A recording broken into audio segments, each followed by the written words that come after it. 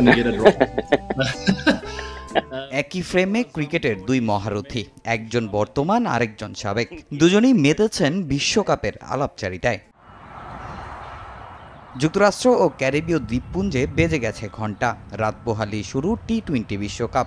নবম আসর শুরুর আগে সাবেক থেকে বর্তমান যে যার দলকে নিয়ে শোনাচ্ছেন আশার বাণী। তবে টি-20 ক্রিকেটের 360 ডিগ্রি এবি ডিভিলিয়ার্স হেঁটেছেন ভিন্ন পথে। মন্তব্য করার বদলে বিশ্বকাপ নিয়ে শুনেছেন অন্যের কথা, যেখানে তার সঙ্গে যুক্ত ছিলেন সময়ের অন্যতম সেরা ব্যাটার এবং পাকিস্তানি অধিনায়ক বাবর আজম। এবারের বিশ্বকাপে সবার শেষে দল ঘোষণা করেছে পাকিস্তান। অভিজ্ঞ আমির ইমাদ ছাড়াও আছেন আজম খান, সাইম আইয়ুব, ওসমান খানদের মতো নতুনরা। যদিও বিশ্বকাপের ঠিক আগে ইংল্যান্ডের কাছে সিরিজ হেরে বড় ধাক্কা খেয়েছে man in green. Ireland New Zealand series দিয়েও হয়নি প্রত্যাশা পূরণ। তবে বাবরের মতে বিশ্বকাপে বদলে যাবে দৃশ্যপট। আমরা বিশ্বকাপে যাচ্ছি, আমাদের প্রত্যাশা অনেক বেশি, আত্মবিশ্বাসও অনেক হাই। দল খুব ভালো হয়েছে এবং সিনিয়ররাও দলে আছে যারা আমাদের অনেক সাহায্য করছে। আমরা বিশ্বকাপ নিয়ে খুবই উচ্ছ্বসিত। এবারের বিশ্বকাপ দিয়ে ঝরে যেতে পারে বিরাট, রোহিত, মাহমুদুল্লাহ, সাকিব, উইলিয়ামস, ডেভিড ওয়ার্নারদের মতো অনেক ক্রিকেট নক্ষত্র।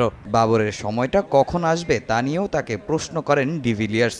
মজার ছলে জানতে চান 40 বছর পর্যন্ত খেলবেন কিনা। সেই উত্তর দেয়া ছাড়াও বাবর শুনিয়েছেন এই পর্যন্ত আসার গল্পটাও। আমি একদিন করে এগোচ্ছি, কোথায় যাচ্ছি বা কোন বয়সে যাচ্ছি এটা নিয়ে আমি একদমই ভাবছি না। এখন শুধু আমি আমার খেলা খেলছি এবং প্রতিটা মুহূর্ত উপভোগ করছি। আমি ক্রিকেট খেলতে খুব ভালোবাসি। এ পর্যন্ত আসতে আমার পরিবারের অনেক ভূমিকা আছে। আমাদের অনেক টাকা ছিল না।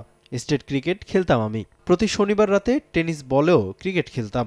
কিন্তু একদিন আমি বাবাকে বলেছিলাম আমি প্রফেশনাল ক্রিকেট খেলতে চাই। বাবাও রাজি হয়েছে, কিন্তু টাকার অভাবে তখন তা খুব কঠিন ছিল।